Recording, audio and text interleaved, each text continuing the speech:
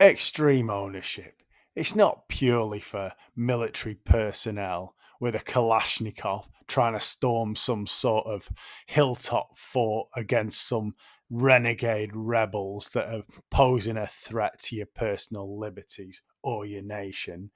It's about taking responsibility for your own life. It was first coined by US military meathead Jocko Willink, but really the same principles, which I'm going to try and describe to you, can be applied into normal, everyday civilian life. So, first of all, you've got to make some sort of self assessment. What is it that you're shirking? What is it that you're not really taking responsibility for? And once you've got an idea of that, you can establish the things that you can be in control of and the things you can't.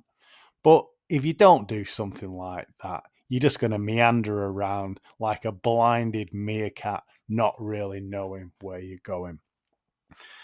The next point is if you're part of a team or even part of a family, make it clear about what you're taking responsibility for.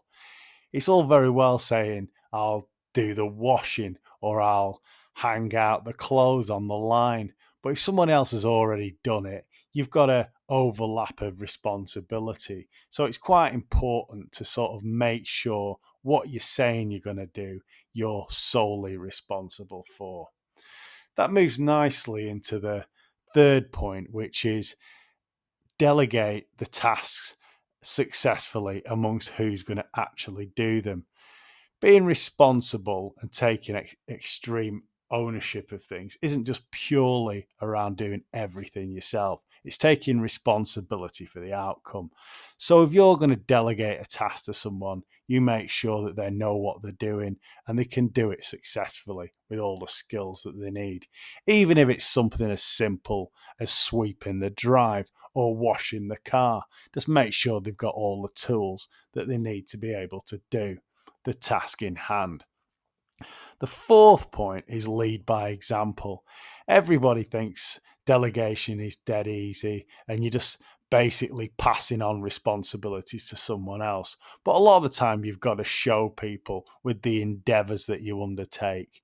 If you're trying to get your child to clean the floor with a mop, you can't just instruct them. You've got to show them and you've got to prove to them that you can do the task yourself.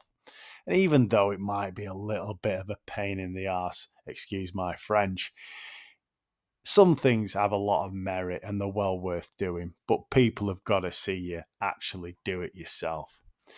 And the final point is to conduct what's known in the military is an AAR, or can be amusingly called an arse in the UK. And this is basically when you do have tasks and projects and things to undertake, that you assess how successful they were in the end. It's all very well repeating the same tasks or delegations again and again, but if the outcome is completely defective of the desired outcome, you're not going to get very far. So just go over those 5 points again. Conduct some sort of self assessment, communicate the objectives clearly, empower and delegate the tasks to people who can actually do them, lead by example, show people that you're not scared about getting your hands dirty, and then do some sort of review afterwards just to prove that it was actually a successful undertaking. And if you follow those steps, your extreme ownership is probably going to be okay.